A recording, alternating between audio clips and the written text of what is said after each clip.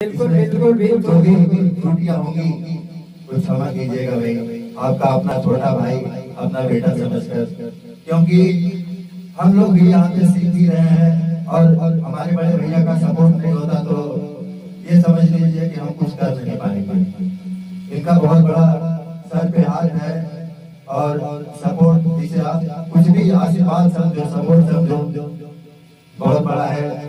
इसलिए हम लोगों का भी मनोबल बहुत बड़ा होता है कि हम लोग भी थोड़ा सा सपना तो बचपन का था, लेकिन प्लेटफॉर्म जिसे कहते हैं ना, एक प्लेटफॉर्म और किसी का अच्छा साथ जब तक नहीं मिलता तब तक हम कुछ भी गाए कुछ भी बजाए आप लोगों के समझ।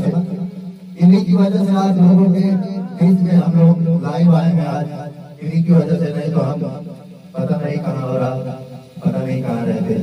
तो आइए चलिए सुनाइए, कोई सुनाइए।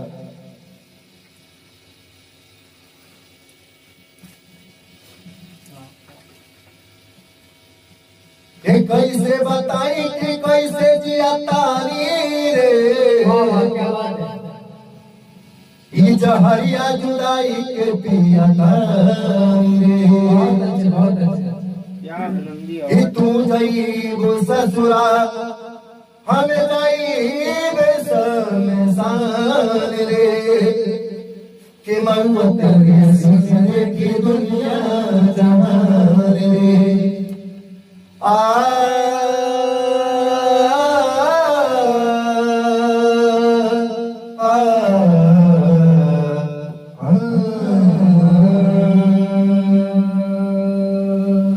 प्यार में तोहरा कि प्यार में तोहरा पिटाई बानी घर से, मिलन माई के बाबूजी के डार से।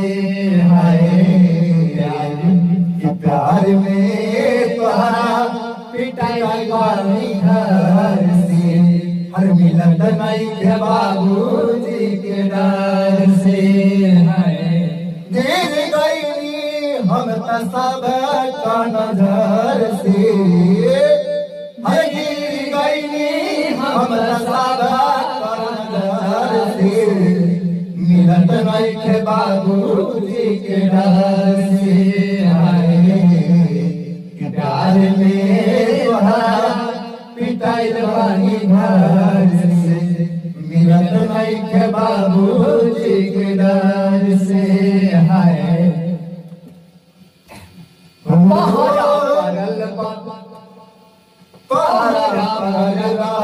अपना यार पान होता जुलुम प्रेमी लाचार मान,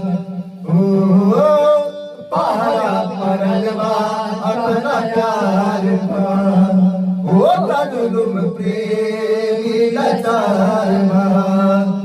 तू जब महिला करेगा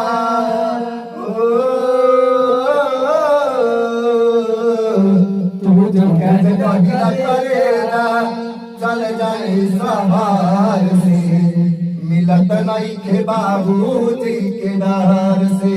हाय प्यार में तोहरा पिटाई बानी घर से, मिलत नहीं के बाबूजी के डर से। और दो लाइन का है वो भी सुना देता हूँ।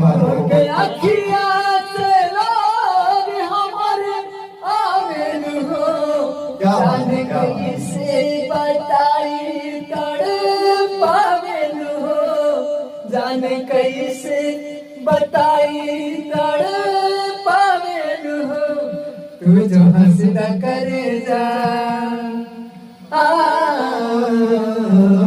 तू जो हंसदा करे जा, मर जाए जहार से। नहीं ये ऐसे कर, तू जो हंसदा करे जा, मर जाए कसम से, मिलन नहीं के बाबूजी के डर से।